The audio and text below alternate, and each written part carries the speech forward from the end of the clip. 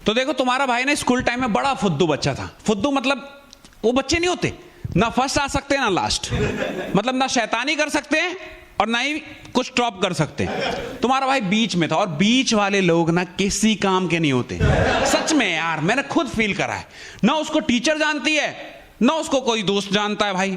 उसको आए या ना आए कोई फर्क नहीं पड़ता। इवन स्कूल में मैं कभी नहीं जाता तब भी टीचर को पता नहीं होता था। वही बेकार बच्चे स्कूल में नहीं जाते थे तो टीचर को पता हो जाता था कि हाँ ये नहीं आया इसलिए शैतानी नहीं हुई। एटलीस्ट वो लाइमलाइट में तो रहते हैं। तो इसलिए वो कहावत नहीं है कि या तो नाम करो या बदनाम करो। ये गुमनामी की जिंदगी बहुत बेकार है। और तुम्हारा भाई इसलिए कोशिश करता था क्योंकि माँ बाप हमारे थोड़े इतना ज्यादा मुझे गरीबी में ढकेल चुके थे ना कि बेटा पढ़ेगा तभी तरक्की करेगा और तभी तेरी जिंदगी सही होगी, क्योंकि हम लोग बहुत मेहनत से एक एक पैसा जोड़ के तुझे पढ़ा रहे हैं। और ये सोचना बच्चे पे ऐसा असर पड़ता है ना। तुम्हारा भाई भी इतना ज्यादा डिप्रेस्ड हो गया कि पढ़ने की कोशिश करता था, पर देखो भाई गधा गधा ही रहता है, घोड़ा नहीं बन सकता। सच में यार, तुम्हारा भाई उस लाइन में जाने की कोशिश कर रहा था जो उसके बस की नहीं थी। तुम्हारा भाई फर्स्ट नहीं आ सकता था, और तब भी तुम्हारा भाई मेहनत करता था क्योंकि पेरेंट्स की यार समझ रहे हो, अगर वो कह रहे कि इतना पैसा उन्होंने कमाया है मेहनत से, आप पे खर्च करे तो आप कोशिश करते हो। तो तुम्हारे भाई ने भी कोशिश करा, बेकार। एक दिन टीचर ने मुझ सबको एग्जाम्पल देने के लिए मेरा नाम ले लिया कि अगर या तो बेकार बनना है तो जो क्लास का सबसे बेकार बच्चा था उसका नाम लिया है, या तो वो बनो या इंटेलिजेंट जो था, पर ये कभी भी राहुल मत बनना।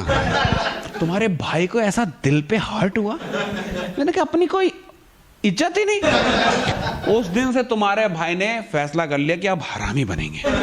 पर देखो जो कहते हैं ना, नेचर भी होता है एक इंसान का, वो नहीं बन पाता।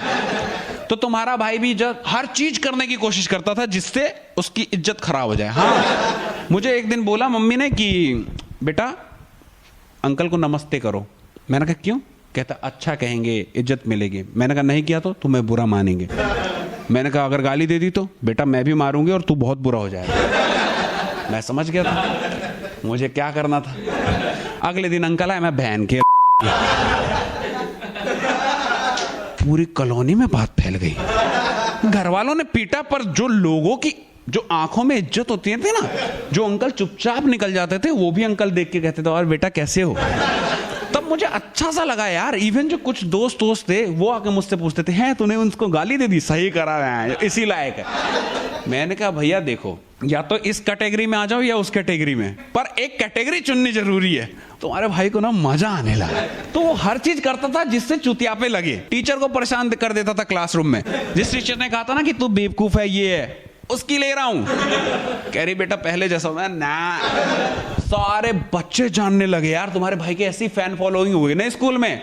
अगर तुम्हारा भाई जिस दिन नहीं आया सब देखते थे कि यार राहुल नहीं आया यार, मजा नहीं आ रहा। इवन लड़कियां फैन थी यार, जो फर्स्ट आती थी वो, उसने सामने से तुम्हारे भाई को अप्रोच करा, मतलब जिसके मैं सपने भी नहीं देख सकता था। समझ रहे हो कितना सही हो रहा था मेरी लाइफ में। पहली बार समझ में आया कि बेटा गलत में भी सही होता है। ये जिंदगी में कुछ भी सही या गलत नहीं है, इतना सोचने का नहीं, जो दिल करे वो करो। और तब से तुम्हारे भाई की जिंदगी का ये सफर शुरू हुआ। एकदम हर चीज को जो है दिल में बोल दो भाई। असल में क्या होता है ना, जब ऐसे लोगों को ही दुनिया पसंद करती है, क्योंकि आप दिल में रखोगे उससे मिलना कुछ नहीं है। आपका दिल का बोझ बढ़ेगा, सर दर्द होगा बिना फालतू की भसड़। बोल दो ना यार, अगली बार तो परेशान नहीं करेगा या सेम चीज नहीं करेगा। और ऐसे भी तुम्हारे भाई को कोई परेशान करता भी नहीं है, क्योंकि सबको जलील कर देता हूं मैं। और इससे ना बहुत ज्यादा फायदा हुआ। लाइक मुझे समझ में आया कि मेरे अंदर सेंस ऑफ ह्यूमर था जो पहले मिस हो रहा था। मैं पढ़ने की कोशिश कर रहा था जबकि मेरे में वो क्वालिटीज ही नहीं थी। और इसलिए अपने आप को पहचानना जरूरी है। मैं ये नहीं कह रहा हूं कि आप ऐसा ही बेकार बन जाओ कि लड़ाई उड़ाई कर दो किसी के साथ, मतलब कुछ ऐसा कर दो कि आपका करियर खराब हो जाए। पर एक एंजॉयमेंट वाला जो होता है ना, वो रखना जरूरी है। हाँ, कभी कभी सीरियस भी होना जरूरी है, पर सीरियस से कुछ होता नहीं है भाई। सच बता रहा हूं, सोचने से कुछ नहीं होता, करने की जरूरत है।